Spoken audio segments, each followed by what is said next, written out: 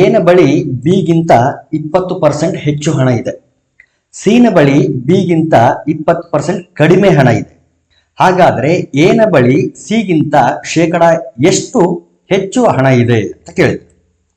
So ಇಲ್ಲಿ 3 ಜನ ಇದ್ದಾರೆ. ಒಬ್ನು ಎ, ಇನ್ನೊಬ್ಬ ಬಿ, ಇನ್ನೊಬ್ಬ ಸಿ.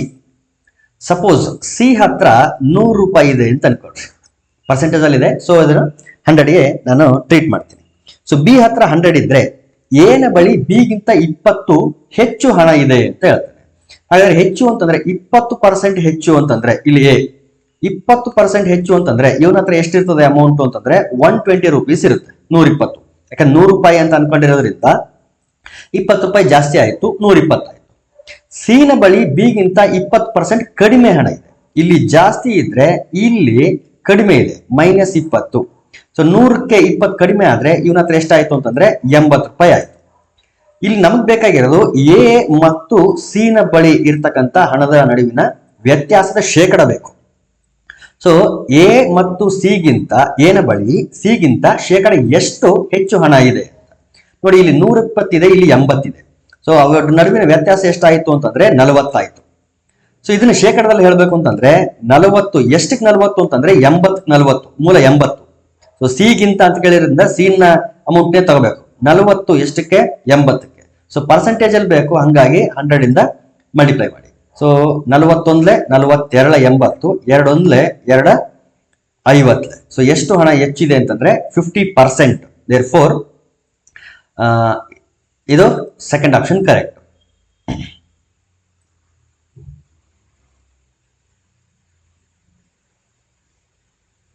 ಇಲ್ಲೇ ನೋಡಬಹುದು ನೋಡಿ, 40 ಜಾಸ್ತಿ ಇದೆ ನೋಡ್ರಿ.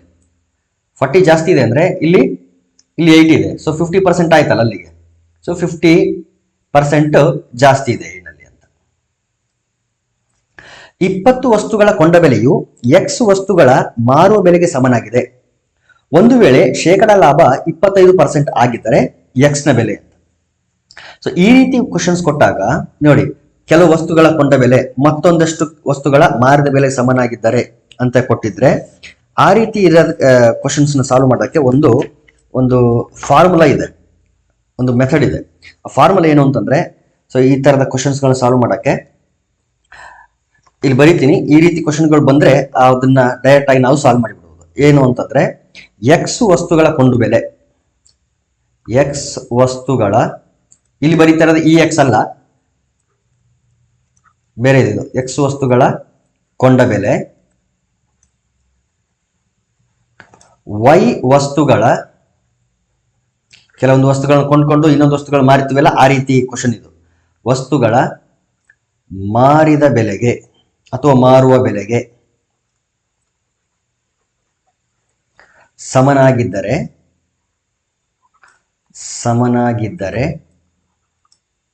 ಆಗ ಶೇಕಡ ಲಾಭ ಅಥವಾ ಶೇಕಡ ನಷ್ಟ, ಶೇಕಡ ಲಾಭ ಅಥವಾ ಶೇಕಡ ನಷ್ಟ ಹೆಂಗ್ ಕಂಡುಹಿಡಿತೀವಿ ನಾವು, ಅಥವಾ ಕಂಡುಹಿಡಿಯಕ್ಕೆ ಏನ್ ಮಾಡ್ಬೇಕು ಅಂತಂದ್ರೆ, ಜಸ್ಟ್ ಇಷ್ಟು ಮಾಡಿ ಸಾಕು. X minus y divided by y into 100. ಇದೇನೇ ಶೇಕಡ ಲಾಭ ಅಥವಾ ಶೇಕಡ ನಷ್ಟ ಕೊಟ್ಬಿಡ್ತದೆ. ಇದು ಪರ್ಸೆಂಟೇಜ್ ಅಲ್ಲಿ ಇರ್ತದೆ, 100 ಇಂದ ಮಲ್ಟಿಪ್ಲೈ ಮಾಡಿದೀವಲ್ಲ, ಹಾಗಾಗಿ ಇದು ಪರ್ಸೆಂಟೇಜ್ ಅಲ್ಲಿ ಇರ್ತದೆ. ಇದೇನಾದ್ರೂ ಪಾಸಿಟಿವ್ ಬಂತು ಅಂತಂದ್ರೆ ಲಾಭ ಅಂತ ಅರ್ಥ, ನೆಗೆಟಿವ್ ಬಂತು ಅಂತಂದ್ರೆ ಶೇಕಡ ನಷ್ಟ ಅಂತ ಅರ್ಥ. ಪಾಸಿಟಿವ್ ಬಂದ್ರೆ ಶೇಕಡ ಲಾಭ, ನೆಗೆಟಿವ್ ಬಂದ್ರೆ ಶೇಕಡ ನಷ್ಟ ಅಂತ ಅರ್ಥ. ಇಲ್ಲಿ ಅವರೇ ಹೇಳಿದರೆ ಶೇಕಡ ಲಾಭ ಅಂತ ಹೇಳಿದ್ದಾರೆ. ಸೊ ಇದಕ್ಕೆ ಈಕ್ವೇಟ್ ಮಾಡಬೇಕು. ಎಷ್ಟು ವಸ್ತುಗಳ ಕೊಂಡ ಬೆಲೆ ಇರೋದು? 20 ವಸ್ತುಗಳ ಕೊಂಡ ಬೆಲೆಯು ನೋಡಿ, 20 ವಸ್ತುಗಳ ಕೊಂಡ ಬೆಲೆಯು ಎಕ್ಸ್ ವಸ್ತುಗಳ ಮಾರಿದ ಬೆಲೆಗೆ ಸಮನಾಗಿದೆ. ಡಿವೈಡೆಡ್ ಬೈ ಸೇಮ್, ಇಲ್ಲಿ ಏನು ಮಾರಿದ ಬೆಲೆ ಇರ್ತದಲ್ಲ ಅದೇನೆ, ಎಕ್ಸ್ ಇಂಟು 100 ಇದು ಶೇಕಡ ಲಾಭ ಅಂತ ಅವರೇ ಹೇಳಿರೋದ್ರಿಂದ 25% ನಾವೇ ತಗೋಬೇಕು. ಇಲ್ಲಿ 25 ಅಂತ. ಈಗ ಡಿವೈಡ್ ಮಾಡಿದ್ರೆ 25 ಒಂದೇ 25 4. ಇಲ್ಲಿ ಏನು ಉಳಿತು? ಇಲ್ಲಿ 20 ಮೈನಸ್ ಎಕ್ಸ್ ಇಂಟು 4 ಉಳಿತು. 20 minus x into 4 it is equal to, ಇಲ್ಲಿ 1 ಇರ್ತದೆ ಇಲ್ಲಿ. ಸೊ ಎಕ್ಸ್ ಕ್ರಾಸ್ ಮಲ್ಟಿಪ್ಲೈ ಮಾಡಿದ್ರೆ ಜಸ್ಟ್ ಎಕ್ಸ್ ಆಯ್ತು. 1 ಇಂಟು ಎಕ್ಸ್ ಇಸ್ ಎಕ್ಸ್. ಒಳಗಡೆ ಮಲ್ಟಿಪ್ಲೈ ಮಾಡ್ರಿ. 20 ಇಂಟು 4 ಅಂದ್ರೆ 80 ಮೈನಸ್ ಎಕ್ಸ್ ಇಂಟು 4 ಅಂದ್ರೆ 4x it is equal to x. So 80 minus 4x ಈ ಕಡೆ ಬಂದ್ರೆ ಪ್ಲಸ್ 4x ಆಗ್ತದೆ. So x plus 4x. So 80 equal to x plus 4x ಅಂದರೆ 5x ಡಿವೈಡ್ ಮಾಡಿದ್ರೆ 5 ಒಂದ್ಲೆ 5 3 ಉಳಿತು 30 ಆಯಿತು 5 30. ಸೊ ಎಕ್ಸ್ ಎಷ್ಟು ಅಂತಂದ್ರೆ 16. ಅಂದ್ರೆ 20 ವಸ್ತುಗಳ ಕೊಂಡ ಬೆಲೆಯು 16 ವಸ್ತುಗಳ ಮಾರುವ ಬೆಲೆಗೆ ಸಮನಾಗಿದ್ರೆ ಆಗ ಮಾತ್ರ 25% ಏನು ಶೇಕಡ ಲಾಭ ಆಗ್ತದೆ ಅಂತ. ಸೊ ಎಕ್ಸ್ ಬೆಲೆ ಎಷ್ಟು 16. So second option correct. ಇದು ನೆನ್ಪಿಡ್ಬೇಕು, x minus y divided by y into 100 it will be in percent. Same question ಇಲ್ಲಿದೆ ನೋಡಿ. 10 ಮೇಣದ ಬತ್ತಿಗಳ ಕೊಂಡ ಬೆಲೆಯು 8 ಮೇಣದ ಬತ್ತಿಗಳ ಮಾರುವ ಬೆಲೆಗೆ ಸಮನಾಗಿದ್ದರೆ ಆಗುವ ಶೇಕಡ ಲಾಭ ಅಥವಾ ನಷ್ಟ ಎಷ್ಟು ಅಂತ ಕೇಳಿದರೆ, ಇಲ್ಲಿ ಎಕ್ಸ್ ಅಂದ್ರೆ 10, ವೈ ಅಂದ್ರೆ 8. ಆ ಫಾರ್ಮುಲಾದಲ್ಲಿ ಹಾಕಿಬಿಟ್ರೆ ಆಯ್ತು. ಏನಿತ್ತು formula? X minus y divide by y into 100. So ಇದು ಪರ್ಸೆಂಟೇಜ್ ಅಲ್ಲಿ ಇರುತ್ತೆ. It is equal to x ಅಂದ್ರೆ 10 ಮೈನಸ್ ವೈ ಅಂದ್ರೆ 8 ಡಿವೈಡೆಡ್ ಬೈ 8 ಇಂಟು 100. 10ರಲ್ಲಿ 8 ಹೋದ್ರೆ 2 ಬೈ 8 ಇಂಟು 100. 2 ಒಂದ್ಲೆ 2 4 4 ಒಂದ್ಲೆ 4 25. ಸೊ 25% ಅಂತ ಬಂತು. ಇಲ್ಲಿ ಪ್ಲಸ್ ನಂಬರ್ ಪಾಸಿಟಿವ್ ಅಲ್ಲಿ ಬಂದಿರೋದ್ರಿಂದ ಇದು ಲಾಭ ಅಂತ ಅರ್ಥ. ಸೊ 25% ಲಾಭ. Third option correct.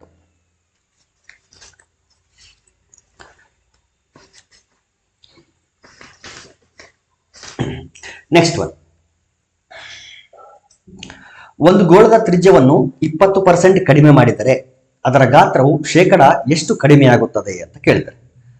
ಗಾತ್ರ ಅಂತಂದ್ರೆ volume. Volume equal to volume of ಇದು ಸ್ಪಿಯರ್. ಏನಿದೆ ಫಾರ್ಮುಲಾ ಅಂತಂದ್ರೆ 4/3 πr ಕ್ಯೂಬ್ ಅಂತ ಇದೆ ಫಾರ್ಮುಲಾ. 4/3 πr cube. ಇಲ್ಲಿ ಆರ್ ಅಂತಂದ್ರೆ ರೇಡಿಯಸ್, ತ್ರಿಜ್ಯ, ಗೋಳದ ತ್ರಿಜ್ಯ. ಮೊದಲು ಒಂದು ವೇಳೆ ತ್ರಿಜ್ಯ 100 ಮಾನಗಳಿದೆ ಅಂತ ಅನ್ಕೊಳ್ಳೋಣ, 100 ಯೂನಿಟ್ಸ್ ಇದೆ ಅಂತ ಅನ್ಕೊಳ್ಳಿ. ಕಡಿಮೆ ಮಾಡಿದ ಮೇಲೆ ಎಷ್ಟು ಬರುತ್ತೆ ಅಂತಂದ್ರೆ 20% ಕಡಿಮೆ ಮಾಡಿದೀವಿ ಅಂತಂದ್ರೆ ಅವಾಗ ಎಷ್ಟಾಗ್ತದೆ? 80 ಆಗ್ತದೆ. ಇದು ಮೊದಲಿಂದು, ಇದು ಆಮೇಲೆ. ಸೊ ಮೊದಲು ವಾಲ್ಯೂಮ್ ಎಷ್ಟಾಗ್ತದೆ ಅಂತಂದ್ರೆ, ವಾಲ್ಯೂಮ್ ಎಷ್ಟಿರುತ್ತೆ ಅಂದ್ರೆ 4/3 πr ಕ್ಯೂಬ್. ಆರ್ ಕ್ಯೂಬ್ ಅಂತಂದ್ರೆ 100 ಕ್ಯೂಬ್. ಆಮೇಲೆ ಕಡಿಮೆ ಮಾಡಿದ ಮೇಲೆ ಎಷ್ಟು ಬರುತ್ತೆ ಅಂತಂದ್ರೆ 4/3 πr ಕ್ಯೂಬ್. ಆರ್ ಅಂದ್ರೆ ಎಷ್ಟು ಇಲ್ಲಿ? 80 ಕ್ಯೂಬ್. ಸೊ ಎಷ್ಟು ಕಡಿಮೆ ಆಯ್ತು ಅಂತಂದ್ರೆ, ಸಪೋಸ್ ಇದನ್ನ V1 ಅನ್ಕೊಳ್ರಿ, ಇದನ್ನ V2 ಅಂತ ಅನ್ಕೊಳ್ರಿ, ಇದು R1 ಇದು R2 ಅಂತ ಅನ್ಕೊಳ್ಳಿ. ಎಷ್ಟು ಕಡಿಮೆ ಆಗ್ತದೆ? V1 ಮೈನಸ್ V2 ಇಷ್ಟು ಕಡಿಮೆ ಆಯ್ತು. So 4/3 into pi 100 cube minus 4/3 into pi into 80 cube. ಈಗ 4/3 ಪೈನ ಕಾಮನ್ ತೆಗೆದುಬಿಟ್ರೆ 4/3 ಪೈ ಇಷ್ಟನ್ನ ಕಾಮನ್ ತೆಗೆದ್ರೆ ಇಲ್ಲೇನು ಉಳಿತು ಅಂದ್ರೆ 100 ಕ್ಯೂಬ್ ಮೈನಸ್ 80 ಕ್ಯೂಬ್ ಅಂತ ಉಳಿತು. ಇದು ವ್ಯತ್ಯಾಸ, ಎಷ್ಟು ಕಡಿಮೆ ಆಯ್ತು ಅಂತ. ಈಗ ಅದನ್ನ ಶೇಕಡದಲ್ಲಿ ಹೇಳ್ಬೇಕು, ಶೇಕಡ ಎಷ್ಟು ಕಡಿಮೆ ಆಯ್ತು ಅಂತ. ಇದು ಬರೀ ಕಡಿಮೆ ಆಗಿರೋದು. ಎಷ್ಟು ಕಡಿಮೆ ಆಯ್ತು ಅಂತ ಹೇಳ್ಬೇಕು ಅಂತಂದ್ರೆ V1 minus V2 divided by ಮೊದಲು ಮೂಲ ಯಾವ್ದಿತ್ತಲ್ಲ ಅದು ತಗೋಬೇಕು, V1 ತಗೋಬೇಕು, V1 ತಗೋಬೇಕು, ಇಂಟು ಪರ್ಸೆಂಟೇಜ್ ಅಲ್ಲಿ ಬೇಕಲ್ಲ, ಹಾಗಾಗಿ into 100. So it is equal to V1 minus V2 ಎಷ್ಟು ಬಂದಿದೆ ಅಂತಂದ್ರೆ 4/3 pi into 100 cube minus 80 cube divided by V1 ಎಷ್ಟಿದೆ? ಮೂಲ ವಾಲ್ಯೂಮ್, ಮೂಲ ಗಾತ್ರ 4/3 ಪೈ ಇಂಟು 100 ಕ್ಯೂಬ್. ಎರಡರಲ್ಲೂ 4/3 ಪೈ 4/3 ಪೈ ಕ್ಯಾನ್ಸಲ್ ಆಗಿಬಿಡ್ತದೆ. ಸೊ ಉಳಿಯೋದು ಏನು ಉಳಿಯಿತು ಅಂತಂದ್ರೆ 100 cube minus 80 cube, 100 cube minus 80 cube divided by 100 cube ಇಷ್ಟು ಉಳಿತು. ಸೊ ಇದನ್ನ ಈ ವ್ಯಾಲ್ಯೂ ಫೈಂಡ್ ಮಾಡಿಬಿಟ್ಟು ನಮಗೆ answer ಸಿಕ್ಬಿಡ್ತದೆ. Okay,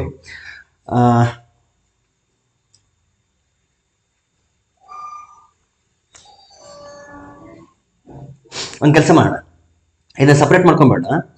100 cube divided by 100 cube, ಅದನ್ನ ಬೇರೆ ಬೇರೆ ತರ ಸಿಂಪ್ಲಿಫೈ ಮಾಡ್ಬೋದು, ನಾನು ಈ ರೀತಿ ಮಾಡ್ತಿದ್ದೀನಿ ಅಷ್ಟೇ. Minus 80 cube divided by 100 cube. Okay, ಇದು ಕ್ಯಾನ್ಸಲ್ ಆಯಿತು. ಸೊ 1 ಉಳಿತು. ಮೈನಸ್ 80 ಕ್ಯೂಬ್ ಬೈ 100 ಕ್ಯೂಬ್ ಅನ್ನ 80 ಬೈ 100 ಹೋಲ್ ಕ್ಯೂಬ್ ಅಂತ ಬರಿಬಹುದು. So 0 cancel. ಎಷ್ಟಾಯ್ತು ಇಲ್ಲಿ? ಪಾಯಿಂಟ್ ಹಾಕಿದ್ರೆ 0.8 ಬರ್ತದೆ. ಅಥವಾ ಡಿವೈಡ್ ಮಾಡಿದ್ರೆ ಡಿವೈಡ್ ಮಾಡೋದು ಬೇಡ, ಪಾಯಿಂಟ್ ಅಲ್ಲಿ ಹಾಕೋಣ. So 1 minus 0.8 whole cube. So 1 minus 0.8 cube, 0.8 cube ನ ಫೈಂಡ್ ಮಾಡಬೇಕು. ಫಸ್ಟ್ ಸ್ಕ್ವೇರ್ ಫೈಂಡ್ ಮಾಡೋಣ. ಸ್ಕ್ವೇರ್ ಎಷ್ಟಾಗ್ತದೆ? 0.64, 8 8 64 ಅಲ್ಲ, ಹಾಗಾಗಿ ಇದಕ್ಕೆ ಮತ್ತೆ 0.8 ಮಲ್ಟಿಪ್ಲೈ ಮಾಡಿದ್ರೆ 8 4 32, 8 6 48, 49 50 51, 512. ಸೊ ಪಾಯಿಂಟ್ ಕೊಡಬೇಕಂದ್ರೆ 0.512, 0.512 ಯಾವ್ದ್ರಲ್ಲಿ ಕಳಿಬೇಕು? ಒಂದರಲ್ಲಿ ಕಳಿಬೇಕು. 1.000 0.512 ಕಳೆದ್ರೆ ಎಷ್ಟು ಬರ್ತದೆ?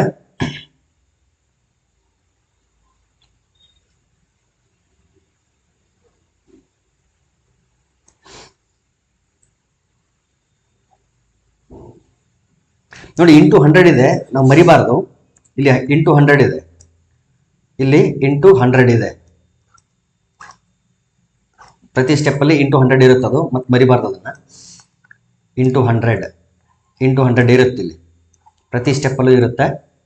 ಸೊ ಲಾಸ್ಟ್ಗೆ ಅದನ್ನ ಮಲ್ಟಿಪ್ಲೈ ಮಾಡಿ.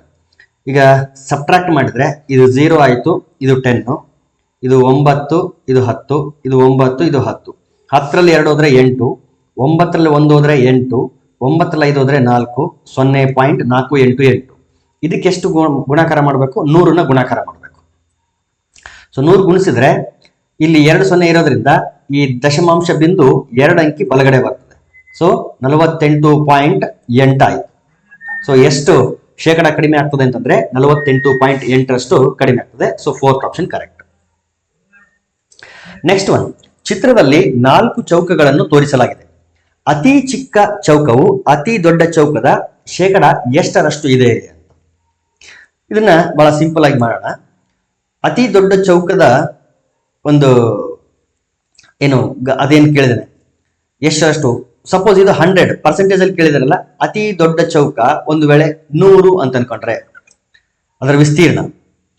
ಸೊ 100 ಸ್ಕ್ವೇರ್ ಯೂನಿಟ್ಸ್ ಅಂತ ಅನ್ಕೊಂಡ್ರೆ, ಈಗೇನು ಈ ರೀತಿ ಮಧ್ಯಬಿಂದುಗಳನ್ನ ಸೇರಿಸಿ ಏನು ಹೊಸ ಹೊಸ ಚೌಕಗಳು ಬರ್ತಾವಲ್ಲ, ಇವು ಯಾವಾಗಲೂ ಒಳಗಡೆ ಇರೋಂಥ ಚೌಕಗಳ ವಿಸ್ತೀರ್ಣ ದೊಡ್ಡ ಚೌಕದ ಅರ್ಧದಷ್ಟು ಇರ್ತದೆ. ಆ ದೊಡ್ಡ ಚೌಕದ ಅರ್ಧದಷ್ಟು. ಸೊ ಈ ಪೂರ್ತಿ ದೊಡ್ಡ ಚೌಕ ಇರುತ್ತಲ್ಲ, ಅದರ ಅರ್ಧದಷ್ಟು ಯಾವ್ದಿರುತ್ತಂದ್ರೆ ಈ 2ನೇ ಚೌಕ, ಅದರ ಅರ್ಧದಷ್ಟು 3ನೇ ಚೌಕ, ಅದರ ಅರ್ಧದಷ್ಟು 4ನೇ ಚೌಕ, ಈ ರೀತಿ ಇರ್ತದೆ. ಹಾಗಾಗಿ ಸ್ಟೆಪ್ ಬೈ ಸ್ಟೆಪ್ ನಾವು ಹೋಗೋಣ. ಪೂರ್ತಿ ದೊಡ್ಡ ಚೌಕದ ವಿಸ್ತೀರ್ಣ ಸಪೋಸ್ 100 ಸ್ಕ್ವೇರ್ ಚದರಮಾನಗಳು, ಸ್ಕ್ವೇರ್ ಯೂನಿಟ್ಸ್ ಇದ್ರೆ 2ನೇ ಚೌಕದ ವಿಸ್ತೀರ್ಣ ಎಷ್ಟಿರುತ್ತೆ ಅಂತಂದ್ರೆ ಇದರ ಅರ್ಧ ಅಂತಂದ್ರೆ 50 ಚದರಮಾನಗಳು. ಇದು 1ನೇದ್ದಾಯ್ತು. 2ನೇದ್ದು ಎಷ್ಟಿರ್ತದೆ? 50 ಚದರಮಾನಗಳು. ಇನ್ನು 3ನೇದ್ದು ಎಷ್ಟಿರ್ತದೆ ಅಂತಂದ್ರೆ ಇದರ ಅರ್ಧ ಎಷ್ಟಾಗ್ತದೆ? 25 ಚದರಮಾನಗಳು ಅಥವಾ 25%. ಯಾಕಂದ್ರೆ ಇದು 100%, ಇದು 50%, ಇದು 25%. ಇನ್ನು 4ನೇದು ಬಂದ್ರೆ ಈ 25 ನಲ್ಲಿ ಹಾಫ್ ಎಷ್ಟಾಗ್ತದೆ? ಅಲ್ಲಿಗೆ 12.5% ಇರ್ತದೆ. ಹಾಗಾದ್ರೆ ಮೂಲ ಚೌಕದ ಎಷ್ಟಿರ್ತದೆ ಅಂತಂದ್ರೆ 12.5% ಅಷ್ಟು ಪೂರ್ತಿ ಒಳಗಡೆ ಇರ್ತಕ್ಕಂಥ ಚೌಕ ಇರ್ತದೆ. therefore option 3 correct. Next one, ರೂಪಾಯಿ 400ಗಳಿಗೆ 100 ಕಿತ್ತಳೆಗಳನ್ನು ಕೊಂಡು 1 ಡಜನ್ಗೆ ರೂಪಾಯಿ 60ರಂತೆ ಮಾರಾಟ ಮಾಡಲಾಯಿತು. ಹಾಗಾದ್ರೆ ಶೇಕಡ ಲಾಭ ಎಷ್ಟಾಗ್ತದೆ? ಸೊ ಕೊಂಡ ಬೆಲೆ ಎಷ್ಟು ಅಂತಂದ್ರೆ 100 ರೂಪಾಯಿ. ಸೊ CP ಅಥವಾ ಕೊಂಡ ಬೆಲೆ ಎಷ್ಟು ಅಂತಂದ್ರೆ 400 ರೂಪಾಯಿ. ಎಷ್ಟು ಕಿತ್ತಳೆ ಹಣ್ಣು ತಗೊಂಡು ಬಂದಿರೋದು ಅಂತಂದ್ರೆ 100 ಕಿತ್ತಳೆ ಹಣ್ಣು. 1 ಡಜನ್ಗೆ ಎಷ್ಟು ರೂಪಾಯಿಗೆ ಮಾರ್ತಾನೆ ಅಂತಂದ್ರೆ 60 ರೂಪಾಯಿಗೆ ಮಾರ್ತಾನೆ. ಅಂದ್ರೆ 1 ಡಜನ್ ಅಂತಂದ್ರೆ 12 ಕಿತ್ತಳೆ ಹಣ್ಣಿಗೆ 60 ರೂಪಾಯಿ ಅಂತೆ ಮಾರಾಟ ಮಾಡಿದ್ರೆ, ಇದು ಕಿತ್ತಳೆ ಹಣ್ಣು, ಈ ಕಡೆ ರೂಪಾಯಿ. 12 ಕಿತ್ತಳೆ ಹಣ್ಣಿಗೆ 60 ರೂಪಾಯಿ ಆದ್ರೆ ಅವನು ಕೊಂಡ್ಕೊಂಡು ಬಂದಂತ ಕಿತ್ತಳೆ ಹಣ್ಣುಗಳ ಸಂಖ್ಯೆ ಎಷ್ಟು? 100 ಕಿತ್ತಳೆ ಹಣ್ಣಿಗೆ ಎಲ್ಲ ಮಾರಿದ ಅಂತಂದ್ರೆ ಎಷ್ಟು ರೂಪಾಯಿ ಬರುತ್ತೆ? ಸೊ 100 ರೂಪಾಯಿ 100 ಕಿತ್ತಳೆ ಹಣ್ಣುಗಳನ್ನ ಒಟ್ಟು ಮಾರಿಬಿಟ್ರೆ ಎಷ್ಟು ರೂಪಾಯಿ ಬರುತ್ತೆ ಅಂತ ಲೆಕ್ಕ ಹಾಕ್ಬೇಕು. ಯಾಕಂದ್ರೆ 100 ರೂಪಾಯಿಗೆ 100 ಕಿತ್ತಳೆ ಹಣ್ಣುಗಳಿಗೆ ಅವನು ಕೊಟ್ಟಿರೋದು 400 ರೂಪಾಯಿ. ಈಗ ಆ 100 ಕಿತ್ತಳೆ ಹಣ್ಣುಗಳನ್ನ ಮಾರಿದ ಮೇಲೆ ಎಷ್ಟು ಬರುತ್ತಲ್ಲ, ಅದರಿಂದ ನಮಗೆ ಲಾಭ ಸಿಗ್ತದೆ ಅಥವಾ ನಷ್ಟ. ಇಲ್ಲಿ ಆಕ್ಚುಲಿ ಲಾಭ ಅಂತ ಹೇಳಿದರೆ, ಸೊ ಲಾಭ 100 × 60 ಡಿವೈಡೆಡ್ ಬೈ 12. 12 ಅಂದ್ರೆ 12 5 60. ಸೊ 5 × 100 ಅಂದ್ರೆ 500. ಅಂದ್ರೆ ಒಂದು ಡಜನ್ಗೆ 60 ರೂಪಾಯಿ ತರ ಏನಾದ್ರು 100 ಕಿತ್ತಳೆ ಹಣ್ಣುಗಳನ್ನ ಏನಾದ್ರು ಮಾರಿದ ಅಂತಂದ್ರೆ ಅವನ ಮಾರಾಟದ ಬೆಲೆ ಒಟ್ಟು ಎಷ್ಟು ರೂಪಾಯಿ ಬರುತ್ತಂತೆ? 500 ರೂಪಾಯಿ ಬರ್ತದೆ. ಅಂದ್ರೆ ಸೆಲ್ಲಿಂಗ್ ಪ್ರೈಸ್ ಅಥವಾ ಮಾರಿದ ಬೆಲೆ ಎಷ್ಟಾಗ್ತದೆ? 500 ರೂಪಾಯಿ. ಮಾರಿದ ಬೆಲೆ ಜಾಸ್ತಿ ಇರೋದ್ರಿಂದ ಲಾಭ ಆಗ್ತದೆ. ಲಾಭ ಎಷ್ಟು ರೂಪಾಯಿ ಆಗ್ತದೆ ಅಂದ್ರೆ 100 ರೂಪಾಯಿ ಲಾಭ. ನಮಗೆ ಶೇಕಡ ಲಾಭ ಬೇಕು. ಶೇಕಡ ಲಾಭ ಸೂತ್ರ ಏನು? ಲಾಭ ಬೈ ಕೊಂಡ ಬೆಲೆ ಇಂಟು 100. ಇದು ಶೇಕಡ ಲಾಭದ ಸೂತ್ರ. ಸೊ ಲಾಭ 100 ಇದೆ, ಕೊಂಡ ಬೆಲೆ 400 ಇಂಟು 100. ಸೊ ಈ 2 0 ಹೋಗ್ಲಿ, 4 1 4 25. ಸೊ ಶೇಕಡ 25ರಷ್ಟು ಲಾಭ ಆಗ್ತದೆ. So third option is the correct option.